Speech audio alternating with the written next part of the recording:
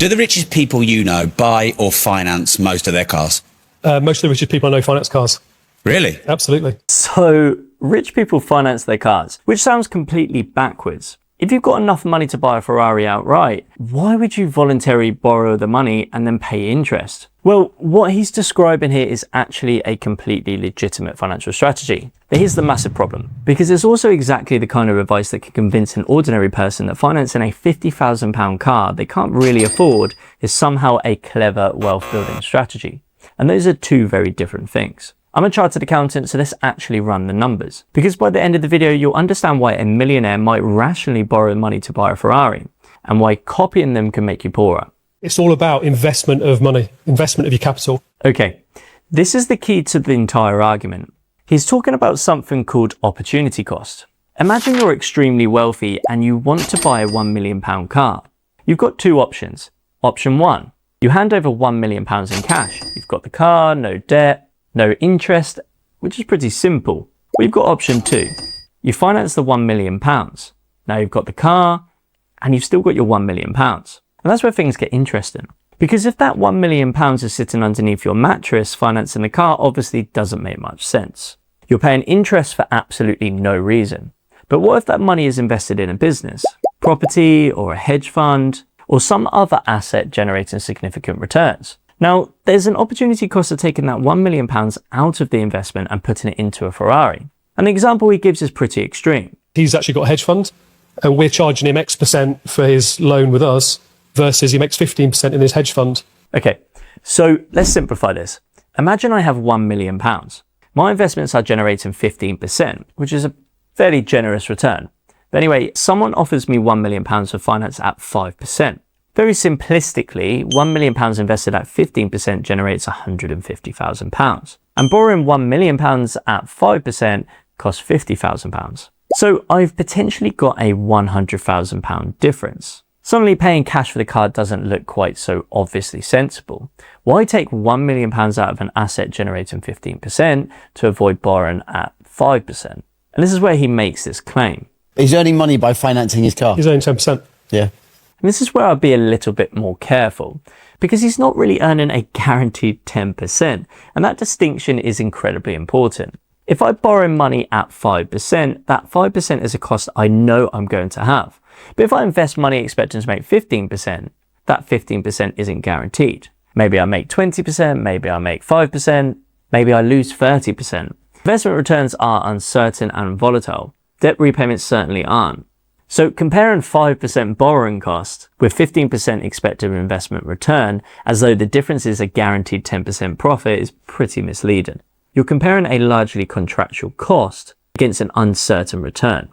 And there's actually a much simpler way I like to think about this. If you can avoid paying 8% interest on debt, that's economically similar to getting a guaranteed 8% return on that money. You don't need the stock market to cooperate. You don't need your business to have a good year, and you simply don't pay the interest. So if your car finance costs 8% and you think, well, the stock market might make 9%, I don't think that's a particularly compelling trade. So you're taking substantially more risk for potentially very little additional return. And also remember, past investment performance doesn't guarantee what happens next.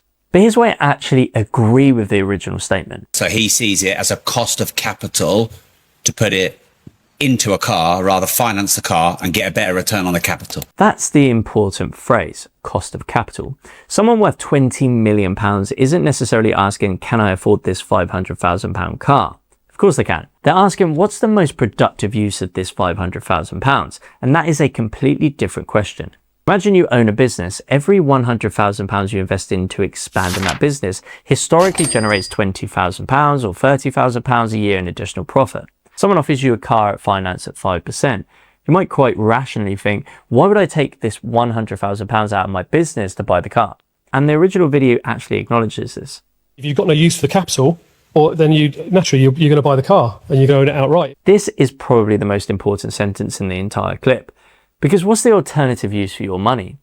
It then talks about wealthy clients putting their capital into businesses, hedge funds, property, and even bridge and finance. And they'll get a 15 to 20% return on that investment. Now, whether those specific returns are actually achievable, and crucially, what risk someone is willing to take to achieve them, is another question. But the underlying principle is absolutely correct. Capital has an opportunity cost. The problem comes when we take something that makes sense for someone worth £20 million and blindly just apply it to someone earning £40,000. And I think social media regularly confuses the two. You'll hear things like rich people don't buy things with their own money, never use your own money, or debt is how the wealthy get richer. There could be truth behind those statements, but debt doesn't magically make you wealthy. It amplifies financial decisions. Borrow cheaply and invest successfully at a higher return, then debt can work brilliantly. Borrow expensively to buy things you couldn't otherwise afford, debt can destroy wealth. Same financial instrument, completely different outcome. So let's make this useful. Imagine you're looking at a £50,000 car. You could pay cash or you could finance it. Before telling yourself that financing is a sophisticated option because rich people do it, ask yourself these 3 questions. Number 1, what is the actual cost of the finance? Not just it's only £499 a month. What's the APR? What's the deposit? And what's the balloon payment? And what's the total amount you're going to pay? With PCP in particular, your monthly payments don't tell you the entire story. You normally pay a deposit, monthly payments, including interest, and then potentially a large balloon payment if you actually want to own the car. Number 2, what exactly am I doing with the cash instead? Not, well, I could just invest it. Are you actually going to? Because financing the car and then spending the £50,000 on holidays, clothes, and lifestyle isn't an opportunity cost strategy. You've just borrowed money. And number 3, is the expected return worth the additional risk? If my finance costs 9%, I'm not personally borrowing at 9% because I think my index fund might average 10% over the long term. The margin is nowhere near attractive enough to compensate me for taking that risk. If I've got a business opportunity, I generally expect to generate 25%. Now, we've got a very different conversation. There's one more reason I think ordinary people need to be careful when hearing advice like this. Finance changes the way we perceive affordability. A £50,000 car sounds expensive, but £499 a month sounds much more manageable. And that's dangerous because you stop asking, is this car actually even worth £50,000? And you start asking, can I afford £499 a month?